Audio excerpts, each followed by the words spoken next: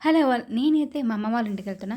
So, కొన్ని stitching ఇవ్వాల్సినవి ఉన్నాయి. So, అవన్నీ ఇచ్చేసి రిమైనింగ్ తెచ్చుకుంటున్నా. అండ్ రిటర్న్‌లో వస్తున్నప్పుడు బేకరీ దగ్గర ఆగి ఒక కేక్ అయితే తీసుకున్నాము. బికాజ్ మా షాప్‌లో స్టాఫ్ బర్త్‌డే అనమాట. అప్పటికి 3:00 అలా అయింది. సో, నేనైతే ఇంకా బందర్ వెళ్దాం అనుకున్నాం కదా! సో, రెసిన్ ఒక లేయర్ పోస్తే అయిపోతుంది కదా అని చెప్పి నేను రెసిన్ కూడా ఒక లేయర్ పోసేసాను.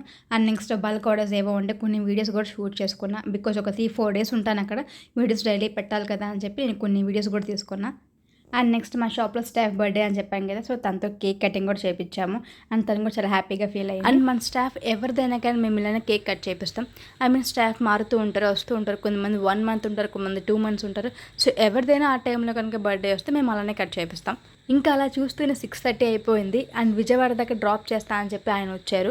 అండ్ బందర్ బస్ కూడా త్వరగా దొరకకపోతే మళ్ళీ ప్రాబ్లమ్ అవుతుంది కదా అని చెప్పి ఇంకా బందర్ బస్ కూడా ఎక్కించి ఆయన వెళ్ళారు. అండ్ మీరందరూ అనుకోవచ్చు మీతో పాటు ఆయన కూడా రావచ్చు కదా, సగం దూరం ఎలాగో వచ్చారు కదా అని. బట్ ఆయనకి షాప్లో కొంచెం వర్క్ ఉంది. సో, అందుకే నెక్స్ట్ డే మార్నింగ్ అయితే వచ్చారు. ఇంకా వచ్చారు కదా అని చెప్పి ఆయనకి ఇష్టమైన ముంజలు అయితే తీసుకున్నాము.